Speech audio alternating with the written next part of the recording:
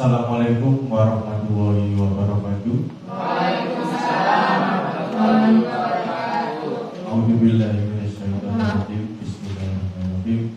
Yang saya hormati Ibu Kepala Sekolah SD Negeri Karangkong, Ibu Polida Makbul MPD. Yang saya hormati Bapak dan Ibu Guru SD Karangkong yang saya banggakan. Pertama-tama, marilah kita ucapkan rasa syukur kita kehadirat Allah Subhanahu wa Ta'ala, yang mana pada siang hari ini kita bisa bertemu di tempat yang berkah ini dalam keadaan sehat walafiat. Amin Allahumma amin. Ini dalam rangka kegiatan saya sebagai CGP untuk menyelesaikan tugas saya nyata, yakni diseminasi pengibasan budaya positif di SD Negeri Karangkong. Allahumma sholli ala Sayyidina Muhammad. Salawat dan salam kita aturkan kepada baginda Nabi besar Muhammad sallallahu alaihi wasallam, yang mana atas beliau yang memberi petunjuk dari jalan kegelapan menuju jalan yang terang benderang, yakni lewat Adilul Islam. Baik, Bapak Ibu Guru, sebelum acara kita mulai, marilah kita sejenak berdoa kepada Allah SWT. Kita mengharap pada Allah, mudah-mudahan kita semua diberi kesehatan, lancar rezekinya, dan mudah-mudahan apa yang kita dapat hari ini mudah-mudahan bisa bermanfaat untuk kita semua, terutama dalam dunia pendidikan di sekolah kita. Bismillahirrahmanirrahim. Fatihah.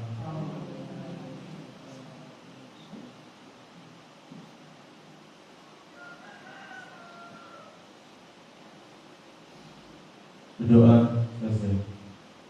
Terima kasih Bapak Ibu.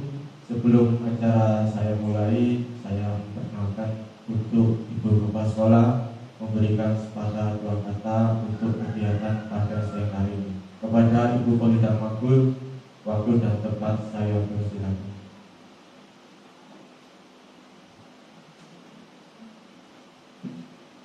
Terima kasih Pak Ari. Assalamualaikum warahmatullahi wabarakatuh. Waalaikumsalam.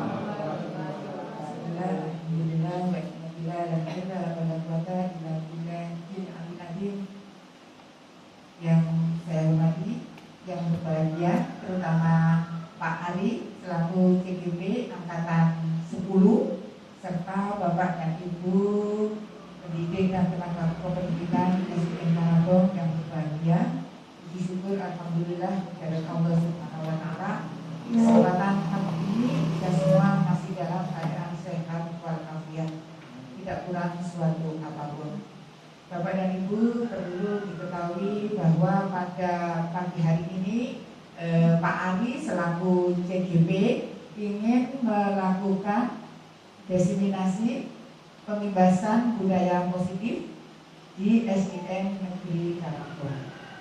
Harapan saya nanti kalau waktu Pak Ari mendiseminasikan diikuti dengan seksama, karena nanti banyak ilmu-ilmu yang akan kita peroleh. Dan untuk CGP, Pak Ari ini adalah yang pertama di SDN Karangkong. Semoga setelah Pak Ari ini nanti sukses sampai lulus, harapannya ada CGP lagi dari SDN Karangkong. Karena dari hasil yang sudah di SD lain itu ya, pengalamannya itu banyak sekali ilmu-ilmu yang bermanfaat bagi kemajuan pendidikan anak didik kita. Nah, kita juga ingin maju seperti mereka. Maka harapannya monggo Bapak dan Ibu untuk mendaftarkan diri ya, mengikuti seleksi CGP. Semoga nanti Bapak dan Ibu bisa sukses semuanya. Mungkin hanya itu yang bisa saya sampaikan. Mari kita ikuti apa yang akan didiseminasikan oleh Pak Ari. Saya akhiri, wassalamualaikum warahmatullahi wabarakatuh.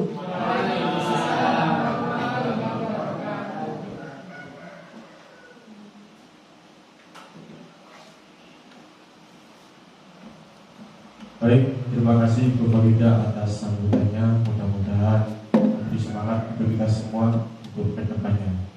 Baik, terima kasih Bapak Ibu. Langsung saja pada pembahasan atau presentasi yang hari ini.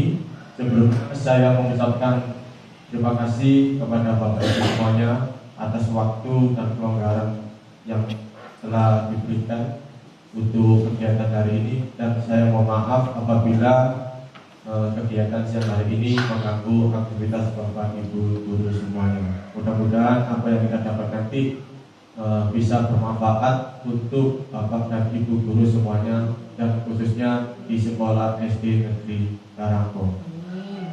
Baik Bapak Ibu, di sini saya akan melakukan aksi nyata atau simulasi pengimbasan budaya positif di SD Negeri Karangkong. Ini adalah cover awal saya. Kemudian saya ini termasuk TBP Angkatan 10 di Kabupaten Sidoarjo. Alhamdulillah kesempatan ini tidak luput dari ketentuan dari Allah yang pertama, dan yang kedua yakni doa dari orang tua, keluarga, dan yang ketiga yakni dukungan dari teman-teman semuanya yang ada di SD Negeri Karangkong. Baik, nah ini yuk kita senyum selama 30 detik. Nah, sebelum kita mulai, mari kita senyum dulu ya, bersama teman sebelahnya. Boleh menghadap ke temannya yang lucu selama 30 detik, tak kelebihan ya. Kalau senyum terus bahaya nanti ya. Baik, 1, 2, 3, silakan menghadap ke temannya ya. Kita senyum dulu, hari Jumat ya. Senyum itu ibadah.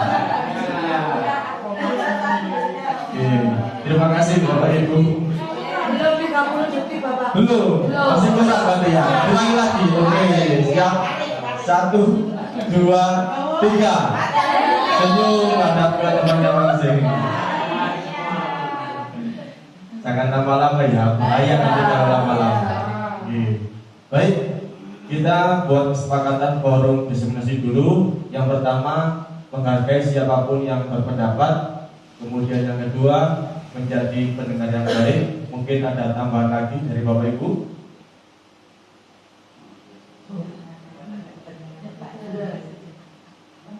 Apa? Sudah cukup? Cukup? Iya. Kemudian tujuan dari pengimbasan yakni memberikan materi mengenai kegiatan yang telah saya lakukan. Dengan adanya pengimbasan diharapkan dapat menerapkan materi-materi yang diberikan. Baik, yang pertama yakni kita pasti mengenal Bapak Biasa Dewantara. Ya, ini adalah Bapak Pendidikan.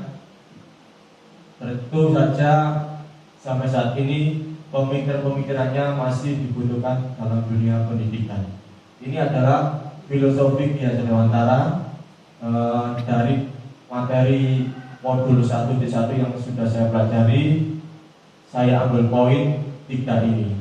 Yang pertama itu pendidikan itu menuntut Bapak Ibu, menuntut segala kekuatan kodrat yang ada pada anak-anak itu agar mereka sebagai manusia dan anggota masyarakat dapat mencapai keselamatan dan kebahagiaan yang setinggi-tingginya. Tentu saja seorang anak itu pasti butuh kasih dan sayang ya. Kalau kasih saja itu tidak cukup kalau kita bersayang. Sayang juga, sayang aja masih kurang kalau tidak dikasih. Jadi pendidikan itu anak itu dituntut mulai dari kecil, dasar seperti itu. Jadi diibaratkan seorang guru ini sebagai seorang petani, sedangkan anak itu sebagai bibit. Sedangkan petani Ini pasti tugasnya yakni merawat atau menumbuh kembangkan bibit agar menjadi lebih baik. Jadi seorang guru juga hampir sama dengan tukang kebun. Mau dibawa kemana anak kita? Mau kita apakan anak kita? Mau kita lebih subur? Ya harus kita rawat. Kita beri pupuk yang baik. Seperti itu Bapak Ibu. Kemudian yang kedua ada kodrat alam dan kodrat zaman. Kodrat alam merupakan kondisi anak sejak lahir yang dipengaruhi kultur budaya dan lingkungan tempat anak berada. Sedangkan kodrat zaman adalah perubahan yang selalu terjadi dari waktu ke waktu. Kalau alam ini berhubungan dengan lingkungan, ya, sekitar kita. Kemudian zaman itu perubahan zaman. Dulu pendidikan ketika zamannya Pak Kasan pasti berbeda dengan sekarang. Itu adalah perubahan yang harus kita ikuti sebagai seorang guru. Jangan sampai kita tertinggal dengan zaman. Jadi kita ikuti Bapak Ibu. Perubahan-perubahan banyak sekali, apalagi setelah pandemi COVID ini. Banyak sekali perubahan dalam dunia pendidikan. Ya. Kemudian berpihak pada murid. Pembelajar yang berpihak pada siswa salah satu dengan memberi kesempatan siswa untuk mengemukakan pendapat, kemudian memberi kebebasan membangun sendiri pengetahuannya, tidak selalu mengikuti keinginan gurunya. Siswa diberi kebebasan untuk memahami pelajaran sesuai dengan caranya. Ini adalah salah satu juga yang kita kembangkan dalam dunia pendidikan sekarang ini, yakni keberpihakan pada murid. Bagaimana cara kita membuat pembelajaran atau proses pembelajaran ini, murid ini terlihat aktif, terlihat mau menunjukkan kemampuannya. Dulu memang kita pembelajaran itu hanya guru yang ceramah gitu, terasa bosan. Tapi sekarang kita sebagai fasilitator. Jadi bagaimana kita memberi pertanyaan pemantik sehingga anak itu bisa menjawab dengan sendirinya. Pasti mungkin Bapak Ibu guru sudah menerapkan di kelasnya masing-masing. Ya, contoh hal sederhana saja. Siapa yang memimpin berdoa? Saya Pak. Berarti ada kemauan dari anak sendiri. Itu pun juga salah satu berpihak pada murid. Kemudian pertanyaan pemantik. Siapa yang tahu ini? Pasti kan ada yang angkat tangan. Biarkan dia menumuk pendapatnya. Pasti antara anak A, anak B itu berbeda. Jadi kita hargai perbedaannya. Setelah itu kita beri penjelasan sedikit seperti itu Bapak Ibu. Kemudian perubahan paradigma belajar. Perubahan paradigma belajar dari berpusat pada guru ke berpusat pada murid merupakan langkah penting untuk meningkatkan kualitas pendidikan dan mempersiapkan murid untuk masa depan. Dengan komitmen dan usaha dari semua pihak, perubahan ini dapat diwujudkan dan membawa manfaat bagi seluruh pemangku kepentingan dalam dunia pendidikan. Tentu saja perubahan ini tidak hanya pada satu orang saja, terutama saya tidak, tapi semuanya Bapak Ibu guru yang ada di sekolah sini. Panjenengan semua ini punya peranan penting yang sangat penting di sekolah kita, terutama pada anak-anak yang ada di kelas semuanya.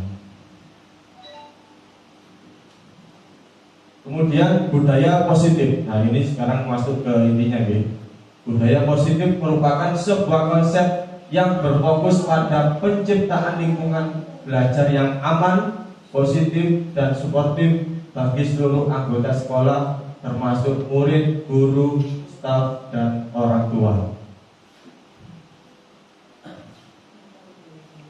Kemudian seorang guru yang baik harus memiliki kemampuan dalam mewujudkan budaya positif di sekolah.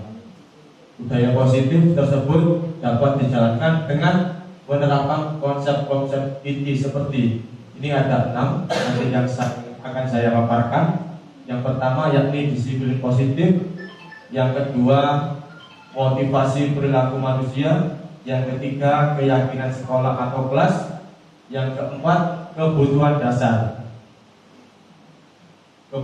manusia, yang kelima posisi kontrol, sedangkan yang keenam segitiga residui.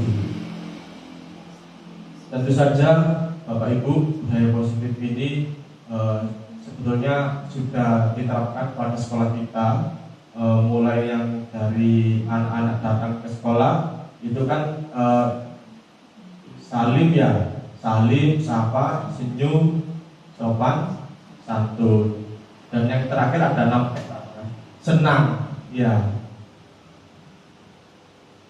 Baik, yang pertama disiplin positif. Menurut Bapak Ibu, apa sih disiplin itu? Mungkin Pak Kasan.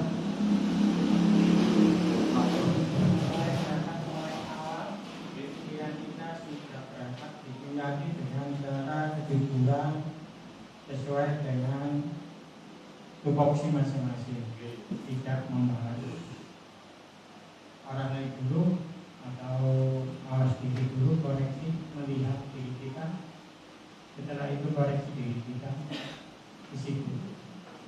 Itu yang namanya disiplin positif, biar berjalan pembelajaran yang baik. Bisa dapat. Oke, terima kasih Pak Kasan. Jadi disiplin positif itu harus kita lakukan dengan diri kita sendiri Pak Kasan. Memang betul Pak Kasan. Disiplin positif merupakan suatu cara penerapan disiplin yang mengajarkan anak bertanggung jawab dan menumbuhkan nilai kebajikan dan kesadaran diri. Jadi gimana caranya anak-anak itu menjalankan disiplin positif itu tanpa ada paksaan, tanpa ada suruhan. Jadi budaya positif itu kan sudah terbiasa gitu, dengan nilai-nilai yang sudah diterapkan atau tanggung jawabnya seperti itu.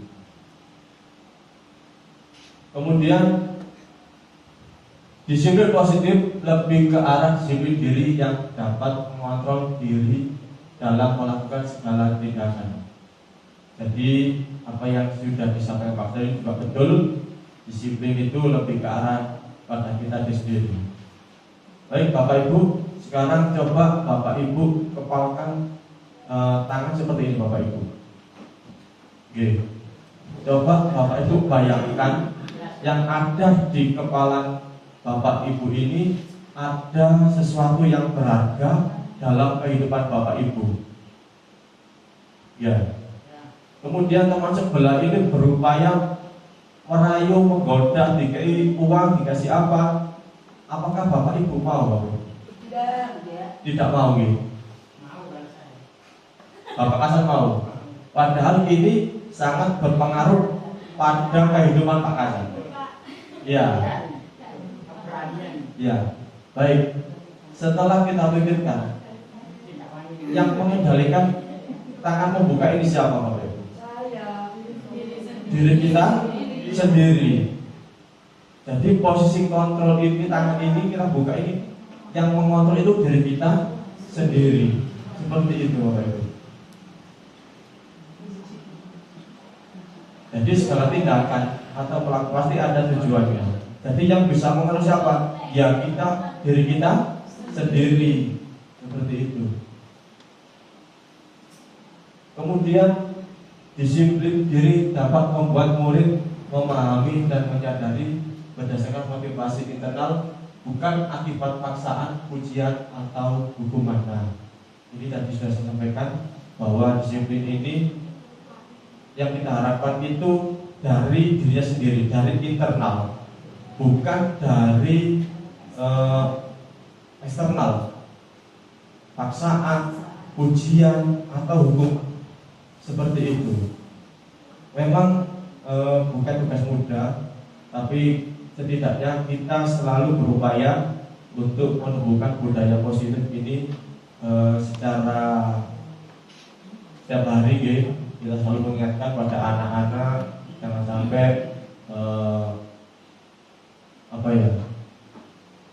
anak itu terbuai dengan pujian biasanya seperti itu. Nah, ini Bapak Ki Hajar Dewantara menyatakan bahwa di mana ada kemerdekaan, di situ harus ada disiplin yang kuat. Jadi sungguh pun disiplin itu bersifat self disiplin, yaitu kita sendiri, dari kita sendiri yang mewajibkan kita dengan sekeras-kerasnya. Tetapi itu sama saja, sebab jika tidak cakap melakukan disiplin diri, wajiblah penguasa lain mendisiplinkan diri kita. Dan peraturan demikian itulah yang harus ada di dalam suasana yang merdeka. Ini adalah pernyataan dari Bapak Ki Hajar Dewantara.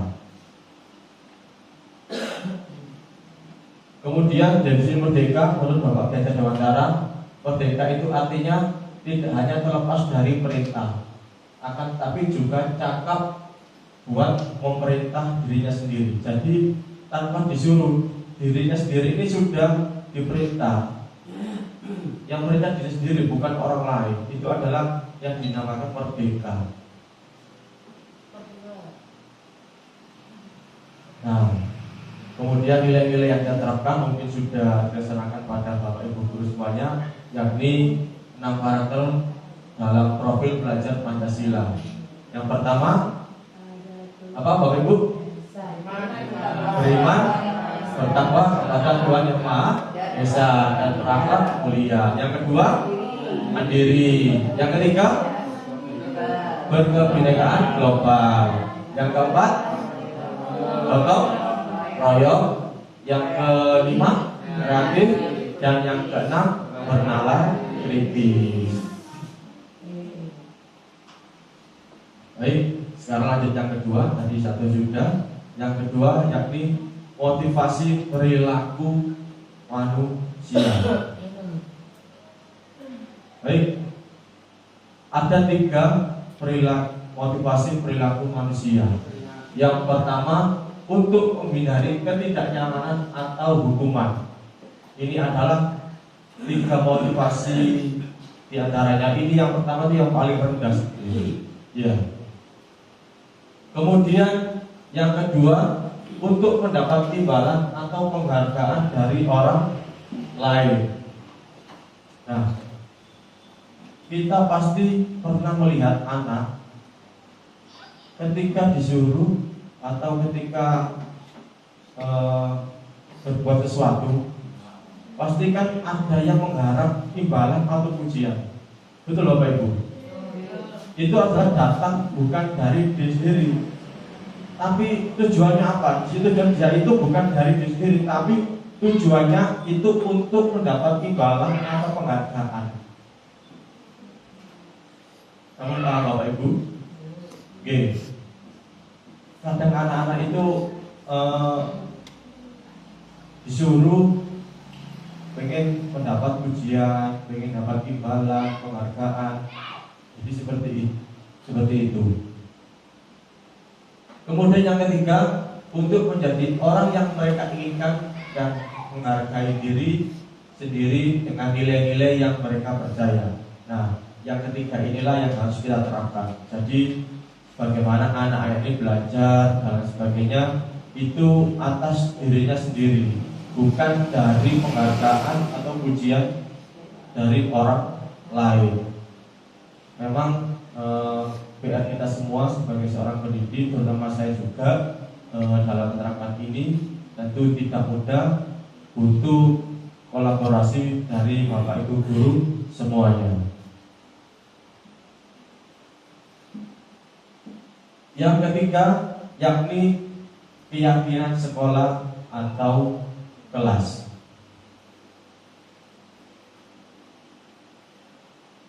Mengapa keyakinan kelas? Mengapa tidak peraturan kelas saja? Mungkin Bapak Ibu coba dibayangkan dalam pikiran Bapak Ibu, kenapa sih kok keyakinan? Kenapa kok tidak peraturan.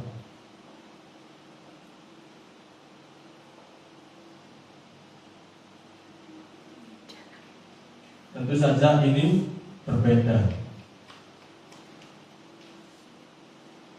Kita berkendara menggunakan helm. Tujuannya apa, Bapak Ibu? Keselamatan. Nah, keselamatan itulah yang menjadi keyakinan kita. Peraturan berkendara menggunakan helm. Tujuannya apa? Keselamatan. Nah, keselamatan inilah yang menjadi keyakinan kita, yang harus kita tanamkan. Kemudian ketika masa COVID itu peraturan menggunakan masker. Tujuannya apa? Kesehatan. Nah, kesehatan itulah yang menjadi keyakinan kita, bukan peraturannya, tapi keyakinan sekolah atau pihak kelas seperti itu. Kemudian guru berperan dalam mewujudkan terbentuknya keyakinan sekolah atau kelas dengan adanya kesepakatan antara guru dan murid. Jadi Bapak Ibu, memang kesepakatan ini coba didiskusikan bersama muridnya, keyakinan apa yang bisa diterapkan di kelasnya masing-masing. Biarkan anak-anak yang menemukan pendapatnya. Oh, saya pengen ini, saya pengen ini. Yang terpenting itu adalah keyakinan yang ada di dalam anaknya sendiri-sendiri. Bukan paksaan yang harus kita lakukan, tapi biarkan anak-anak itu pengen sendiri. Pasti dia paham. Kita hanya mengarahkan saja. Kamu sudah yakin pada keyakinan ini? Yakin, Pak? Tentu harus kita sepakati semuanya. Iya. Kemudian keyakinan sekolah atau kelas berupa pernyataan-pernyataan universal yang mudah diingat dan dipahami dan harus diterapkan di lingkungan sekolah. Tentu saja kita cari yang mudah saja, yang umum saja, keyakinan. Contoh sederhana saja, seperti membuang sampah di tempatnya. Itu adalah hal sederhana yang kita terapkan. Kemudian datang tepat waktu, itu juga termasuk keyakinan kelas. Kemudian belajar tidak ramai. Berikut, ini adalah contoh-contoh keyakinan kelas. Di sini anggota kelas ada belajar, senang, melakukan tugas, saling menghargai, merasa aman. Kemudian selalu bersikap positif, senantiasa menjadi diri terbaik, percaya dan menghormati orang lain. Kemudian berkomitmen pada setiap tugas, seperti itu dan seterusnya. Ini adalah contoh-contoh keyakinan kelas yang bisa diterapkan Bapak Ibu semuanya.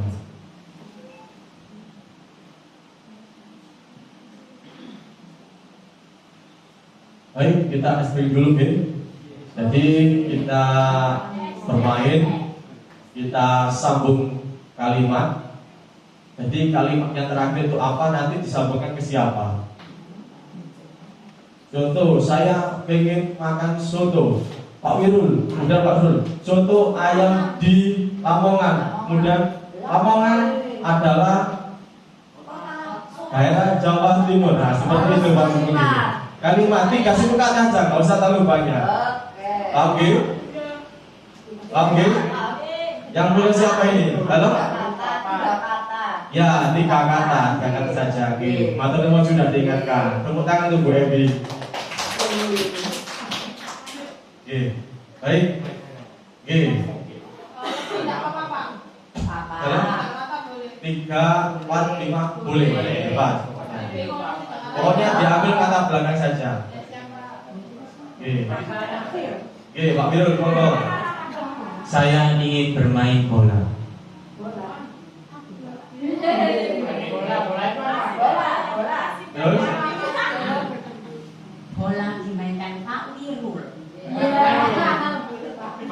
Pak Wirul duduk di sebelah Pak Kasar. Pak Kasar memakai baju pink.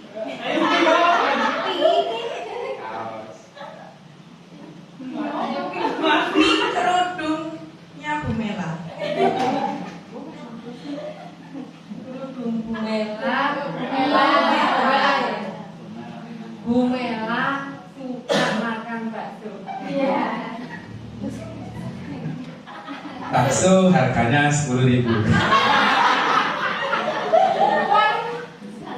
10.000 biasanya saya belikan bakso.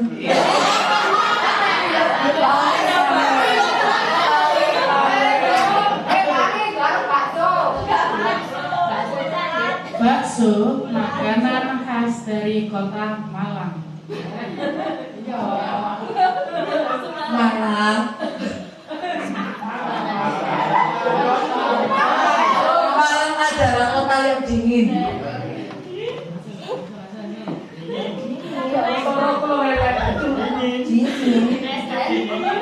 Dingin adalah es teh.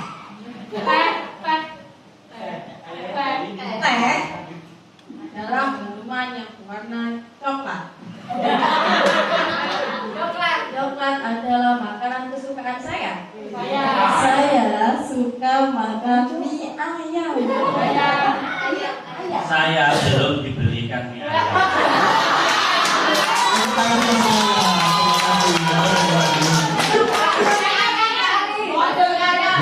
Salah nanti selesai ini. Ini sedikit biar tegak ya. Tentu saja ini bisa diterapkan pada Bapak Ibu untuk apa? Sambungkan kalimat, tapi bisa berpikir kritis, ya. Memunculkan anak-anak untuk berpikir kritis. Terserah dia ngomong apa aja, biar dia bisa mengungkapkan pendapatnya. Beri anak-anak ruang untuk mengungkapkan pendapatnya. Baik, bisa lanjut Bapak Ibu. Oke. Kemudian yang keempat, kebutuhan dasar manusia.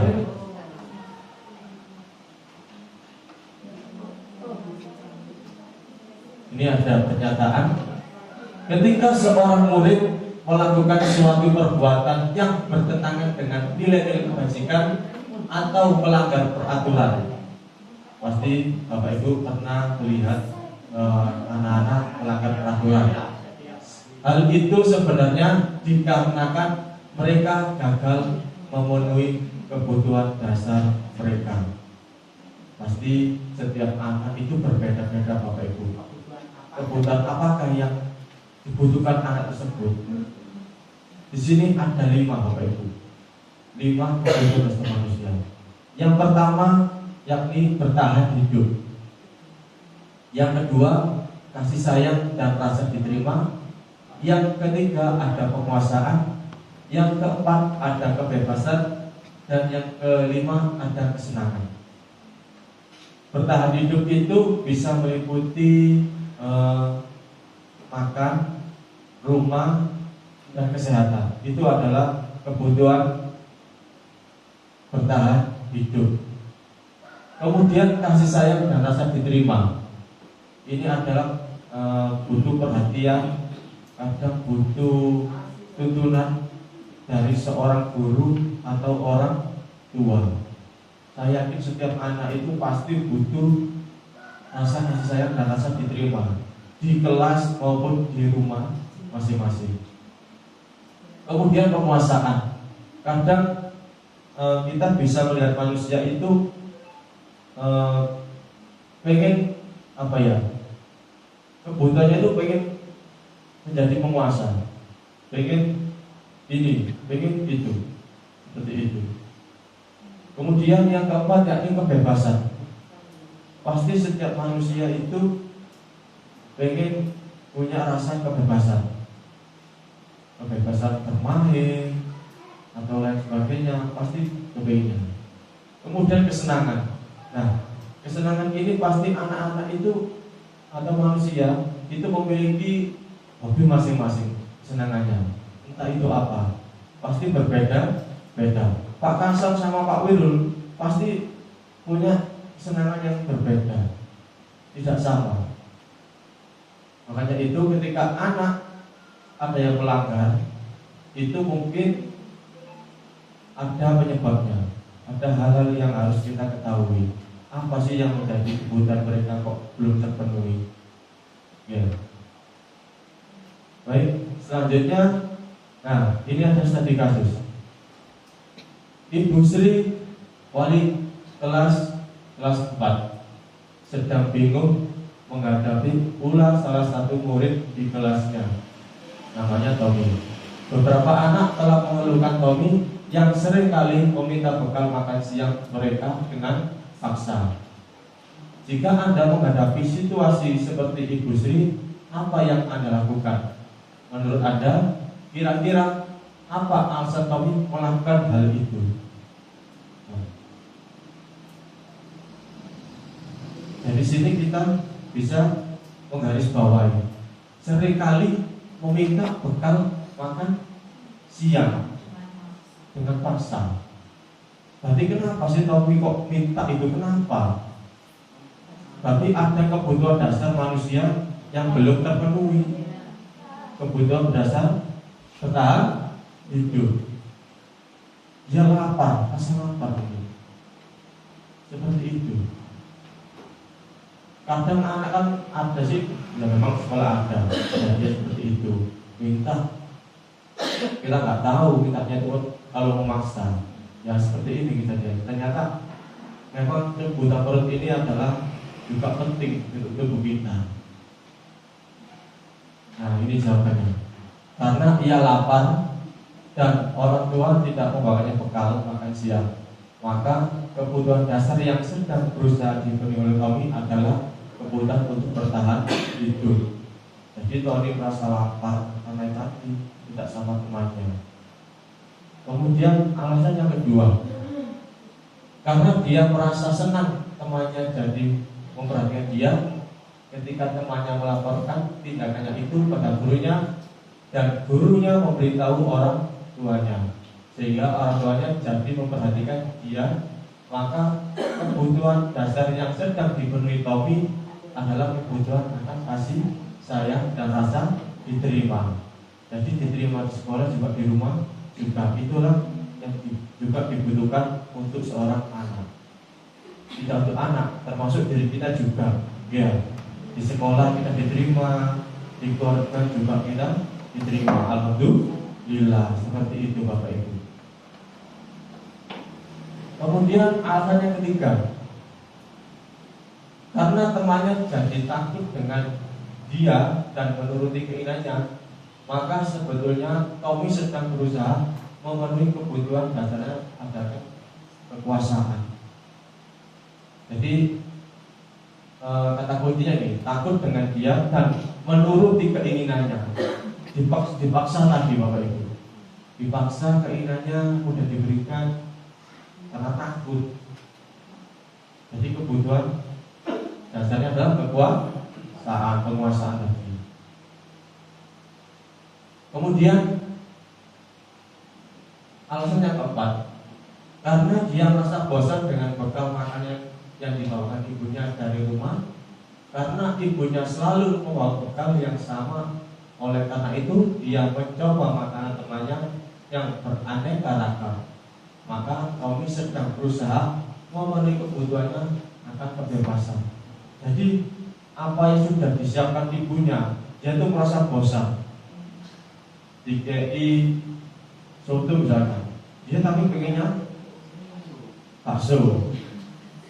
Minta temannya dengan paksa. Tadi dia sedang pengen kebebasan. Seperti itu.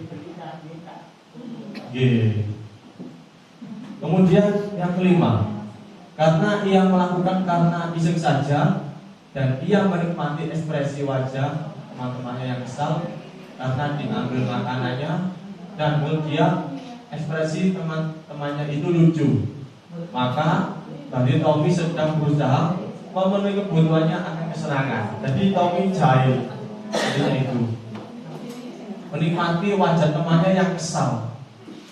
Berarti dia itu kebutuhannya itu kesenangan. Oke. Jadi seperti itu Bapak Ibu. Kemudian Bapak Ibu, misalkan kalau gini, ada seorang anak mengambil roti di koperasi. Alasannya kenapa mengambil? Karena dia lapar, belum makan pagi. Berarti apa Bapak Ibu anak sebut kebutuhan dasarnya? Yang bertahan hidup, betul berikan. Karena dia lapar. Kenapa sih anak itu? Pasti kan aneh kadang-kadang dia lihat anak, kenapa kok sampai nyuri gitu loh. Berarti ada kebutuhan dasar mereka yang belum terpenuhi, tapi bertahan hidup berhubungan dengan makanan. Seperti itu Bapak Ibu. Baik, selanjutnya ada posisi kontrol restitusi. Di sini ada 5 posisi kontrol restitusi. Guru sebagai penghukum, yang kedua guru sebagai pembuat rasa bersalah, guru sebagai teman, yang keempat guru sebagai pemantau, yang kelima guru sebagai manajer. Jadi posisi kontrol restitusi ini adalah adanya proses kolaborasi antara guru dan murid. Ya, tujuannya yaitu untuk menyelesaikan sebuah masalah, yaitu dengan restitusi tadi, yaitu berdiskusi, kemudian anak itu bisa menemukan solusinya sendiri. Oke. Nah, ini 5 posisi kontrol.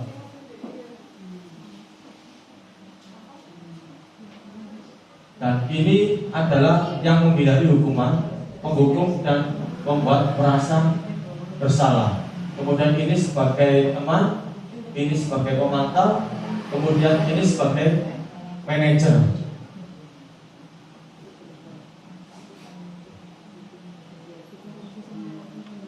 Tentu saja di era sekarang ini memang memberi hukuman itu kita kurangi ya Bapak Ibu. Takutnya kenapa? Pasti kalau kita memberi hukuman pada anak, pasti sampai usia dewasa, pasti teringat pada anak, pasti membekas pada hati anak. Tanpa kita sadari, kita ini menyakiti hati seorang anak. Pasti anak itu mengalami kadang trauma atau kedon seperti itu. Jadi mari kita kurangi atau kita hindari dengan hukuman.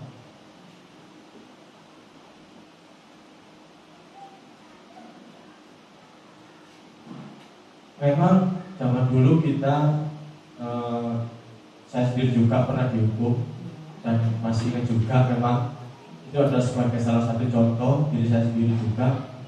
Mudah-mudahan Bapak Ibu guru sekarang ini tidak atau menghindari hukuman, karena khawatirnya itu membekas pada anak sendiri.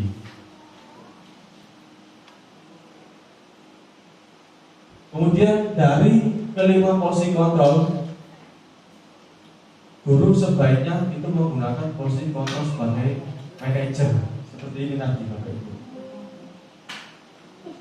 Nah, mengajukan pertanyaan-pertanyaan, kemudian apa yang kita yakini, apa yang bisa kau kerjakan untuk memperbaiki masalah ini.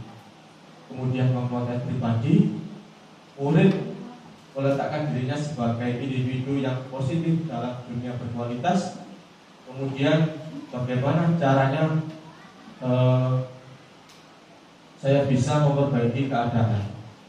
Kemudian mengevaluasi diri, bagaimana cara memperbaiki diri. Insya Allah beberapa hari kemarin itu sudah saya terapkan di sekolah SDN Karangkong. Bahkan kepada siswa kelas 5, mungkin saksinya Bu Evi. Saya coba terapkan posisi manajer siswa kelas 5 di antara 5A, B, dan C, pokoknya anaknya laki-laki. Jadi saya berdiskusi bersama di ruang KS. Saya terapkan posisi sebagai manajer. Saya tanya seperti itu. Ternyata apa sih yang membuat anak itu kok melakukan itu? Saya tanya seperti itu Bapak Ibu. Pasti dia menjawab alasannya kenapa. Saya tanya. Kemudian solusinya apa kamu melakukan itu? Apakah ini baik? Seperti itu. Mungkin kita melihat anak itu jarang nangis. Ketika selesai keluar dari ruang KS, dia menangis. Saktinya Bu Evi. Cinta Bu Evi. Cinta. Ada gitu. Hanya ada. Dia menangis Bapak Ibu. Itu pun saya tidak memarahinya dan saya tidak sampai memukul atau memukul, tidak. Sudah saya terapkan. Saya sendiri juga kaget. Loh, kok saya bisa membuat anak kok nangis padahal seperti itu. Oke. Jadi kita ajak diskusi di ruang yang santai, rileks. Kita tenangkan dulu pikiran anaknya, baru kita ajak mengobrol.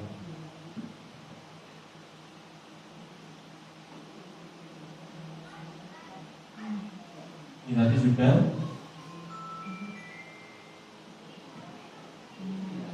Nah, ya ini Ari ketemu Ari. Ini sudah tampak kebetulan ini. Ini adalah posisi kontrol restitusi. Sebagai manajer, guru dapat berbuat sesuatu bersama murid, mempersilahkan murid bertanggung jawab, dan mendukung murid agar dapat menemukan solusinya. Jadi kemarin anak itu saya tanya, terus kalau kamu melakukan seperti ini, itu baik apa tidak? Terus solusinya gimana?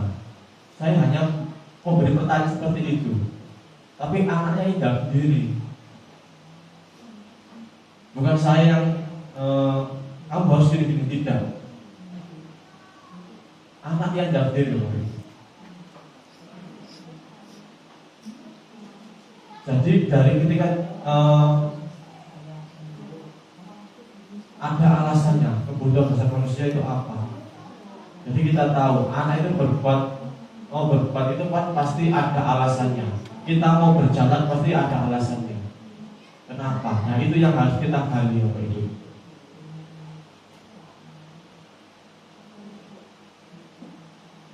Ini sama foto juga hari ketemu Ari gitu. Oh iya. Selain itu, posisi manajer mengacu pada restitusi yang dapat menjadikan murid sebagai manajer bagi diri sendiri, sehingga dapat tercipta identitas positif pada diri murid. Jadi Bapak Ibu, kalau ada murid yang ada di kelas panjenengan, kalau ada sekiranya ada anak yang melanggar, silakan diajak diskusi Bapak Ibu. Berdua saja.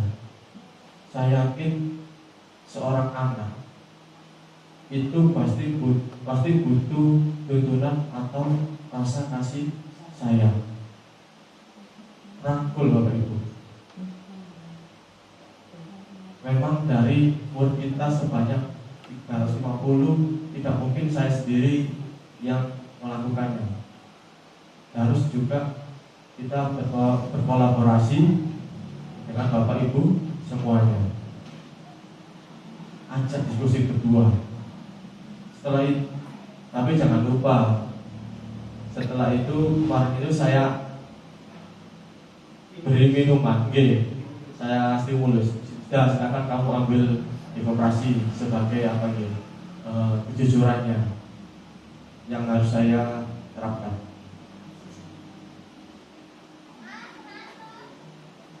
Baik, akan saya tayangkan video 5 posisi kontrol.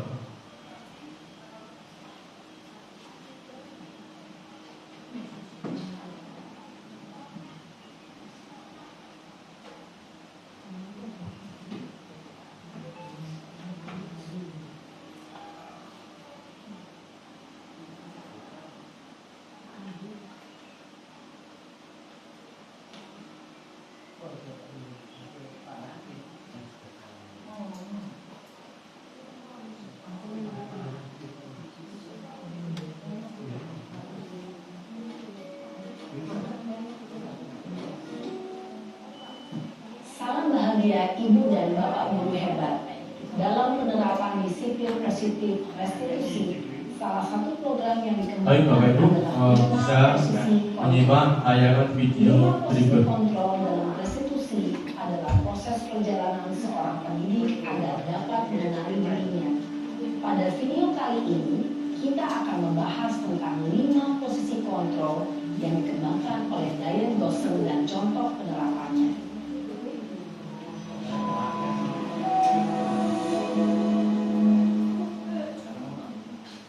5 posisi kontrol itu adalah 1. Posisi penghukum, 2. Posisi pembuat merasa bersalah, 3. Posisi teman, 4. Posisi pemantau atau monitor, dan 5. Posisi manajer. Untuk lebih memahami kelima posisi tersebut, mari kita saksikan kasus Naren yang terlambat hadir 20 menit di sekolah dan melihat bagaimana kelima posisi kontrol dalam menghadapi masalah tersebut.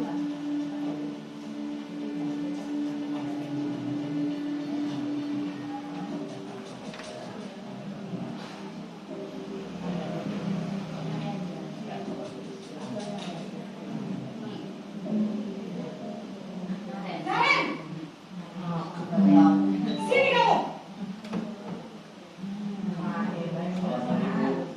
Selalu terlambat. Kamu deh, pasti terlambat. Aku, saya. Apa? Apa coba? Alasan kamu apa lagi? Kapan sih kamu tidak terlambat? Malas sekali ya kamu jadi anak. Saya. Dasar pemalas. Gak kapok-kapok sih kamu. Sudah berapa kali terlambat? Sana, kamu keliling lapangan basket 2 kali. Kenapa saya harus beli basket, Bu? Kenapa? Kamu melawan ibu? Berani-beraninya jawab. Sudah terlambat, masih berani jawab pula. Sekarang, keliling lapangan basket 5 kali sekalian. Biar kapok. Cepat. Pergi sana ke lapangan basket. Posisi penghukum biasanya berbicara dengan nada tinggi, menghardik, menunjuk-nunjuk, menyakiti, dan menyindir. Hukuman bisa berupa fisik maupun psikis. Ibu dan Bapak guru hebat, dampak yang terjadi pada murid ketika guru berada pada posisi penghukum adalah murid cenderung akan memberontak, bahkan menyimpan dendam.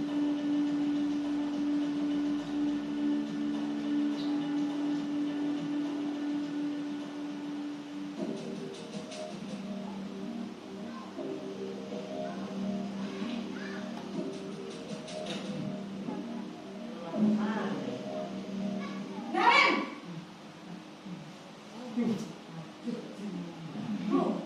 Selamat pagi, Bu. Naren! Kamu kenapa terlambat lagi, nak? Ya Tuhan, Naren. Kamu senang ya bikin ibu susah ya? Kalau kamu terlambat lagi, nanti ibu yang ditegur bapak kepala sekolah, nak. Disangka ibu tidak bisa membina kamu. Duh, gimana ini? Maaf, Bu.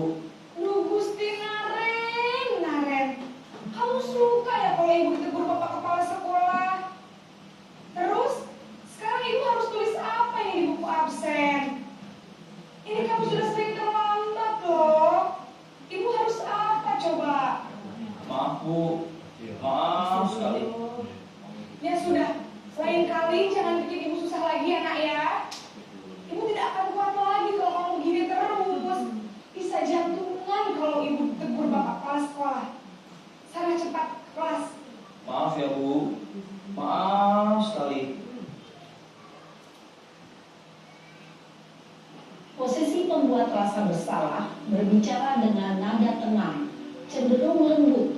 Namun kata-kata yang diutarakan membuat murid merasa menjadi orang yang gagal, memandang buruk dirinya sendiri, merasa tidak berharga, dan tidak sanggup membahagiakan orang lain. Ketika guru mengambil posisi pembuat rasa bersalah, murid akan menganggap dirinya yang bersalah dan ia akan menyimpan emosi negatif tersebut di dalam dirinya.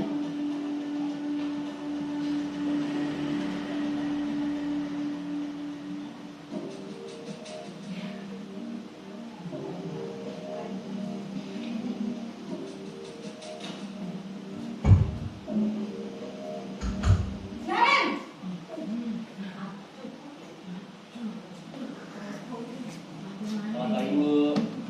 Wah, sudah jam berapa ini, Nak? Terlambat lagi ya, sayang. Iya, Bu. Ibu saya lupa bawa anak saya, Bu. Kamu malah menyalahkan ibu kamu. Kamu bukannya anak yang paling kencang. Kok terlambat sih? Iya, Bu. Saya memang terlambat bangun tadi. Jadi, biarpun saya lari kencang, tetap gak kekejar, Bu. Ya sudah sana, nanti lain kali larinya lebih kencang lagi ya. Biar gak terlambat lagi. Bikin senang ibu demi ibu. Bisa kan? Bisa lah, Bu. Ya sudah sana masuk kelas. Ibu beresin urusan absen kamu. Kamu ini ada saja. Dalam posisi teman, guru berbicara dengan nada suara ramah, akrab, cenderung bersenda gurau untuk menjaga suasana tetap santai. Murid akan merasa senang, aman, dan akrab dengan guru. Identitas yang tercipta adalah identitas sukses atau berhasil. Namun, perlu diingat, karena ini masih dorongan eksternal, maka ada faktor ketergantungan dari murid kepada orang tertentu. Di sini guru absennya, sehingga di lain waktu murid bisa berperilaku baik, namun hanya kepada orang-orang tertentu saja.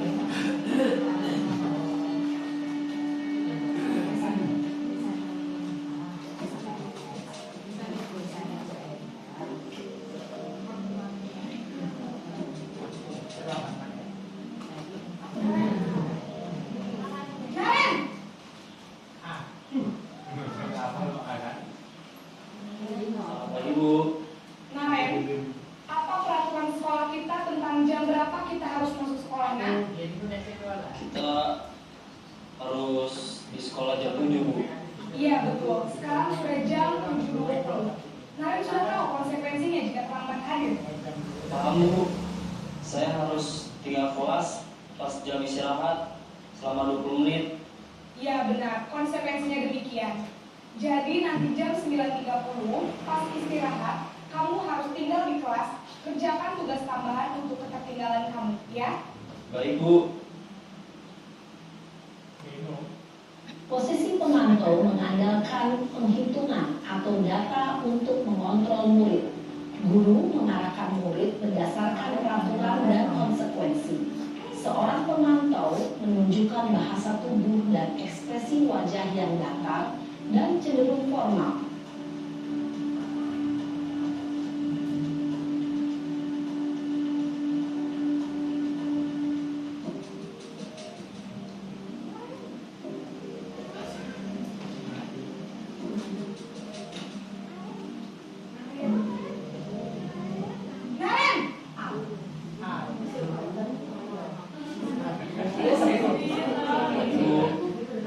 Selamat pagi, Naren. Maaf, Bu. Saya terlambat. Iya, sekolah masuknya jam 7, sekarang sudah jam 7.20. Jadi sekarang bagaimana ini, Naren? Maaf, Bu. Saya lupa alarm saya semalam. Baiklah, menurut kamu, keyakinan sekolah yang mana yang perlu kamu tingkatkan? Menghargai diri sendiri dan orang lain mungkin ya, Bu. Jadi, apakah Naren meyakini prinsip saling menghormati tersebut? Iya, Bu. Saya meyakininya. Apakah Naren bersedia memperbaiki masalah keterlambatan ini? Bersedia, Bu. Bagaimana kamu akan perbaiki masalah keterlambatan ini? tidak lupa menyetel alarm saya, Bu. Baik, kalau kalian lupa menyetel alarm di rumah, ada orang yang kira-kira bisa bantu mengingatkan tidak? Ada, Bu. Kakak saya, Kak Emma. Ada lagi selain Kak Emma? Selain Kak Emma, ada ibu saya. Baik, jadi yang mengingatkan Naren adalah Kak Emma dan ibu kalian. Kira-kira akan mulai setel alarm kapan nih, Naren? Setelah pulang sekolah, akan segera saya lakukan. Baik, jadi Naren akan setel alarm untuk bangun besok pagi dan akan diingatkan oleh kakak dan ibu dan Naren ya. Ada lagi yang mungkin perlu dilakukan Naren agar tidak terlambat bangun lagi? Tidak ada, Bu. Baik Naren, terima kasih untuk bersama kami. Sekarang kalian kembali ke kelas belajar. Baik, Bu. Terima kasih. Posisi manajer adalah posisi kontrol yang disarankan untuk membimbing murid memiliki sikap disiplin yang positif, yaitu murid yang mandiri, bertanggung jawab, dan dapat memecahkan masalah. Tujuan dari posisi ini adalah agar murid dapat berefleksi atas tindakannya. Guru akan dengan tulus memberikan pertanyaan-pertanyaan bermakna, sehingga membuat murid dapat belajar dari kesalahannya dan mencari sebuah solusi untuk menyelesaikannya. Ibu dan Bapak guru hebat, setelah mengamati adegan kelima posisi kontrol tadi, kira-kira posisi mana yang paling ideal? Posisi mana yang dapat menunjang motivasi intrinsik murid? Ya, tentu posisi manajer. Posisi ini memang posisi ideal yang ingin dituju setiap pendidik. Pada posisi inilah, guru dapat menerapkan disiplin positif yang berpihak pada murid, yang memerdekakan murid. Perjalanan seorang pendidik tentunya tidak mudah untuk sampai pada posisi seorang manajer. Namun, tujuan kita pasti, yaitu menciptakan murid-murid yang mandiri, merdeka, dan bertanggung jawab. Semoga penggambaran 5 posisi kontrol yang telah diperlihatkan ini dapat menjadi ajang refleksi bagi kita semua, agar dapat terus mengasah dan menerapkan disiplin positif yang memerdekakan murid. Mari terus berlatih dan bersemangat. Selamat menerapkan. Salam dan bahagia, Ibu dan Bapak guru hebat.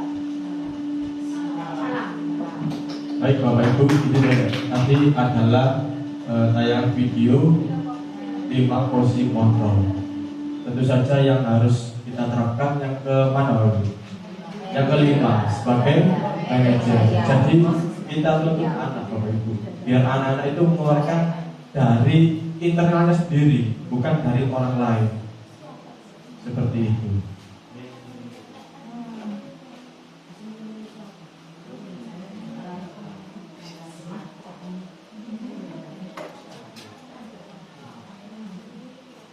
Kemudian yang keenam, yakni kita membahas segitiga restitusi.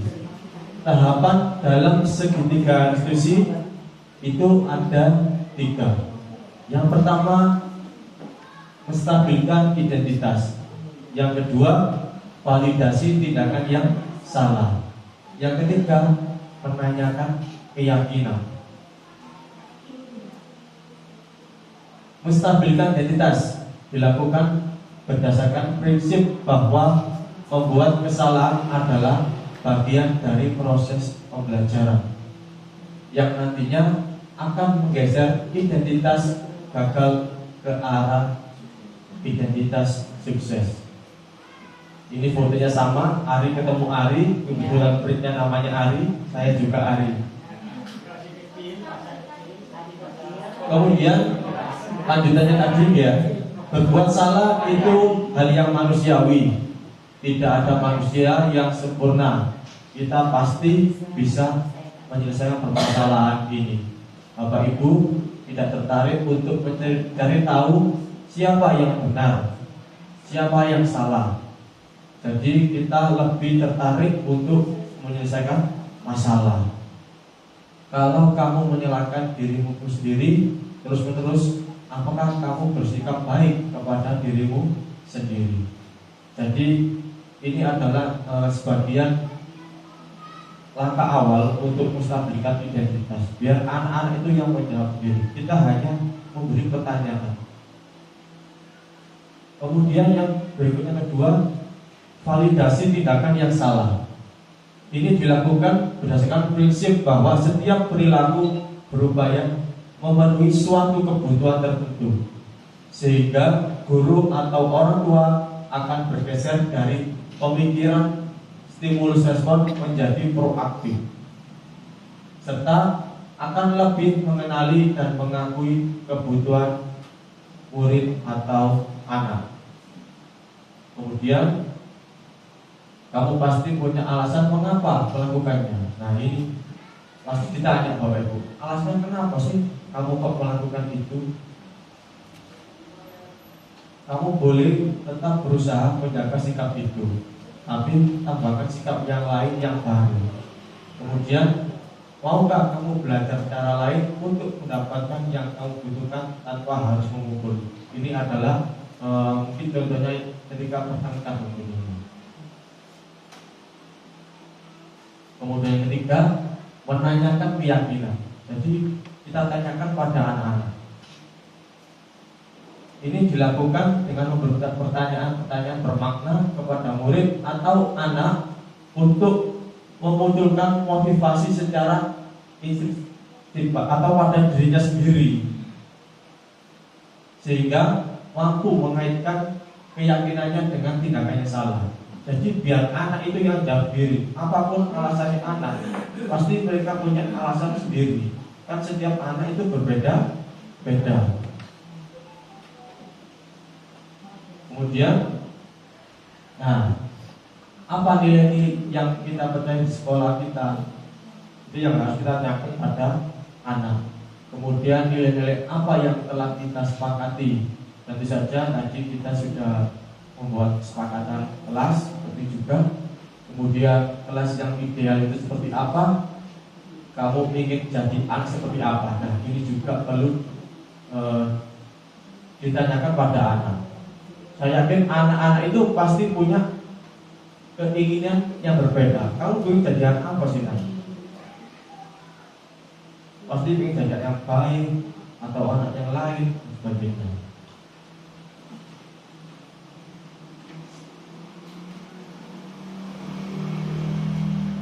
Baik, akan saya tayangkan video lagi yang untuk segitiga restitusi. Monggo disimak Bapak Ibu.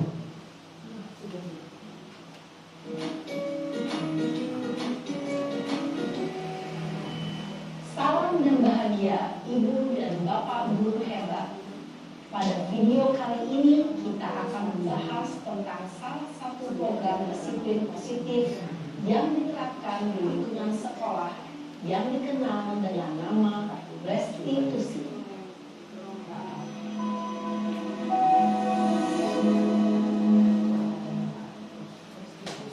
Restitusi dikembangkan oleh pakar pendidikan Diane Gosling, berlandaskan pada teori kontrol Dr. William Gleason.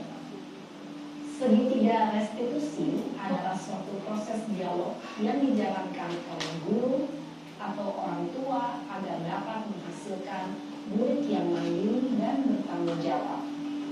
Pada saat guru di posisi manajer, aspek yang dikembangkan pada murid adalah motivasi intrinsik, sehingga penanaman nilai-nilai kebajikan dapat tumbuh dan berkembang menjadi suatu kebiasaan positif yang akhirnya membentuk karakter. Proses dialog ini terdiri dari 3 langkah yang digambarkan pada ketiga sisi pada segitiga restitusi. Sisi pertama adalah menstabilkan identitas. Sisi yang kedua adalah validasi tindakan yang salah. Dan sisi yang ketiga adalah menanyakan keyakinan. Ibu dan Bapak guru, berikut ini akan ditunjukkan bagaimana seorang guru berada dalam posisi manajer menggunakan penerapan segitiga restitusi.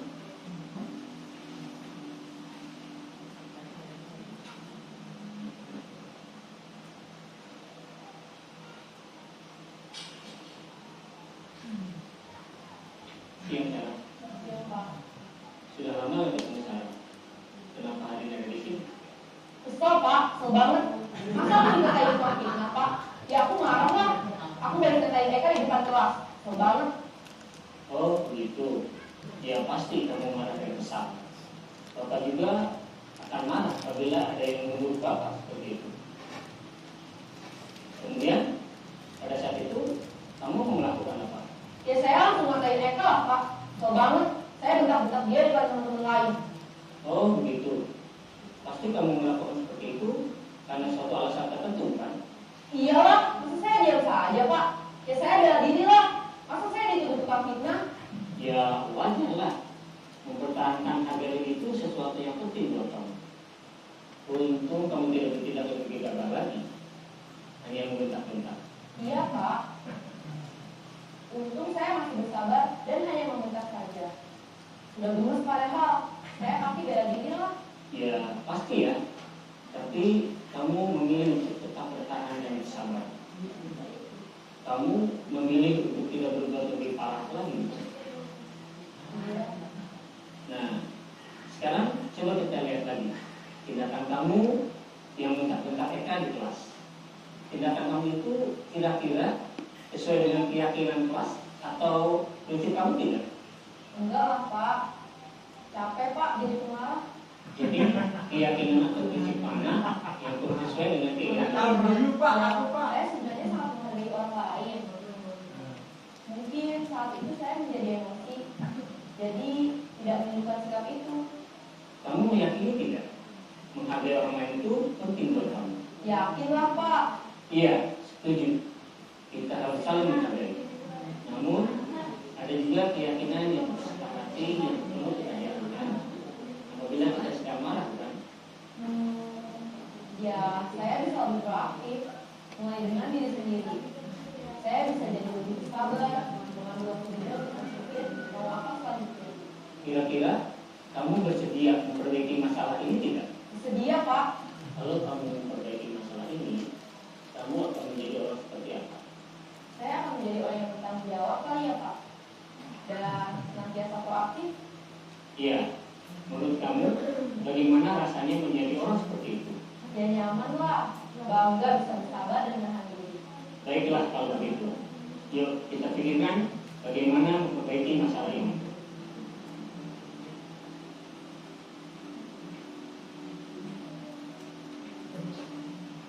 Ibu dan Bapak guru hebat.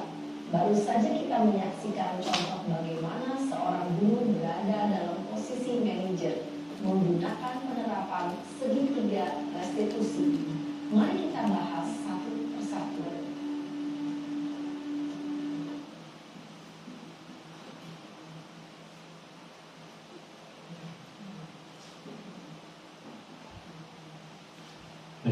Baik Bapak Ibu, bagaimana setelah melihat tayangan video barusan? Itu adalah salah satu contoh video atau pertanyaan yang bisa kita sampaikan ke anak-anak, biar anak-anak sendiri yang menjawab. Pasti setiap anak itu gak pengen jadi anak, pasti pengen jadi anak yang baik. Jadi kita tanyakan keyakinannya, kita tagih keyakinannya itu pada anak, biar muncul motivasi yang ada pada dirinya sendiri, seperti itu. Kemudian seorang guru yang baik harus memiliki kemampuan dalam mewujudkan budaya positif sekolah. Budaya positif tersebut dapat dilakukan dengan menerapkan konsep-konsep ini seperti tadi sudah saya paparkan tadi di awal. Kemudian perubahan paradigma dan penerapan strategi disiplin di sekolah masing-masing akan dapat menciptakan budaya positif. Diharapkan kegiatan ini akan membantu murid belajar dengan aman dan nyaman, sehingga dapat meraih keselamatan dan kebahagiaan sebagaimana disampaikan oleh Ki Hajar Dewantara mengenai tujuan utama pendidikan. Terima kasih, semoga bermanfaat. Baik Bapak Ibu, ini saja yang dapat saya sampaikan. Mungkin ada masukan, tanggapan atau umpan balik dari kegiatan diseminasi ini tadi. Monggo saya persilakan yang mau memberi masukan atau pertanyaan, tidak apa-apa. Seperti ini. Monggo siapa yang memberi umpan balik? Bu Farida. Monggo Bu Farida.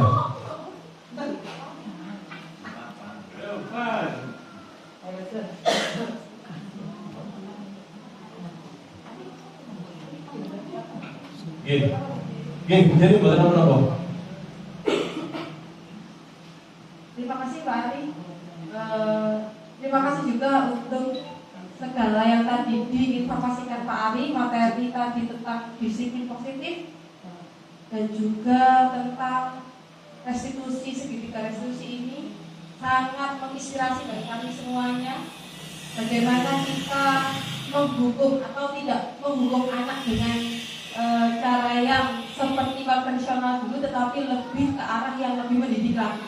Sebagai seorang manajer, sebagai seorang guru, berarti kita memberikan sesuatu yang berbeda untuk anak-anak supaya kesannya lebih baik lagi dalam proses pendidikan yang baik ke depan. Seperti itu Pak Ari. Terima kasih Pak Ari untuk segala materinya, sangat membuka wawasan kita semuanya di sini supaya kita memberikan hal yang berbeda. Terima kasih. Demikian dari saya. Assalamualaikum warahmatullahi wabarakatuh. Waalaikumsalam warahmatullahi wabarakatuh. Terima kasih Bu Farida atas umpan balik yang diberikannya. Memang di zaman sekarang ini kalau bisa kita menghindari yang namanya hukuman.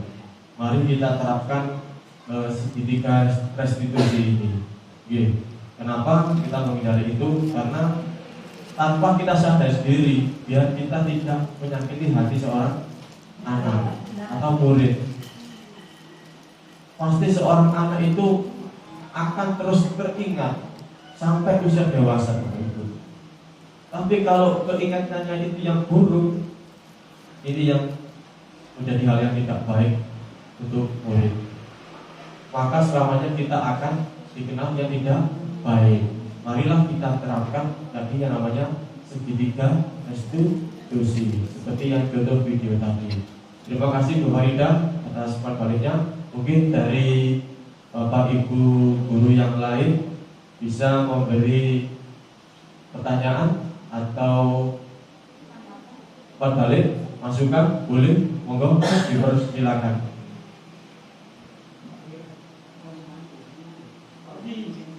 Audit, monggo.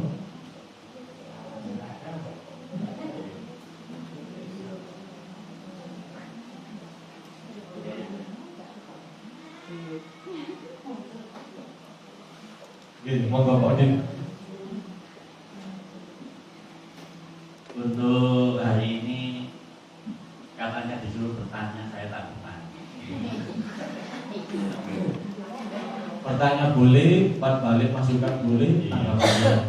Pertanyaan saya, apakah restitusi, segitiga restitusi ini nyaman apa tidak kira-kira diterapkan di sekolah ini atau di dalam kelas kita masing-masing?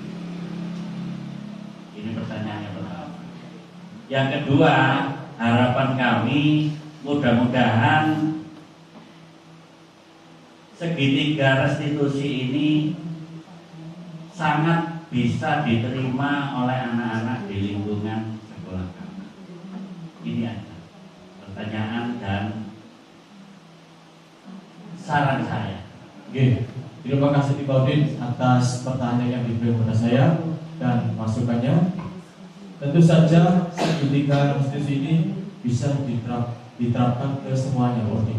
Tidak hanya di sekolah kita, tapi untuk diri kita juga, Pak Udin. Oke, jadi seperti itu. Jadi ada tahapannya. Kita menstabilkan identitas. Kemudian menanyakan kesalahan apa yang sudah kamu lakukan. Kemudian tindakan apa yang sudah kamu lakukan itu, apa sudah baik atau salah, seperti itu. Kemudian menanyakan keyakinannya Pak Ibu. Kira-kira bisa nggak memperbaiki? Apa yang kamu perbaiki? Jadi kita memberi pertanyaan. Jadi seakan-akan jawaban itu muncul dari dirinya sendiri atau motivasi intrinsiknya anak tersebut sesuai dengan keyakinannya.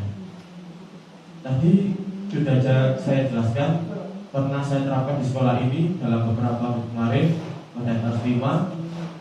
Alhamdulillah, memang sebelumnya saya tidak pernah melihat anak itu menangis, tapi ketika saya terapkan segitiga institusi, saya berdiskusi berdua dengan anak tersebut di ruang UKS. Saksinya Bu Evi, anak itu keluar dari ruangan atau berwaktu meneteskan air matanya sampai seperti itu. Saksinya Bu Evi.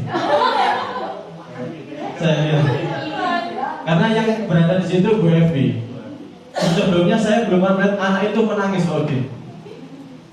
Kemarin saya terapkan segitiga ini menangis. Jadi seperti itu. Kemudian masukannya mudah-mudahan ilmu yang saya berikan ini tadi mudah-mudahan bisa bermanfaat untuk kita semua.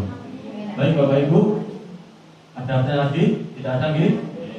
Mungkin ini saja yang dapat saya sampaikan. Marilah kita bersama-sama mengucapkan alhamdulillah. Alhamdulillahirobbilalamin.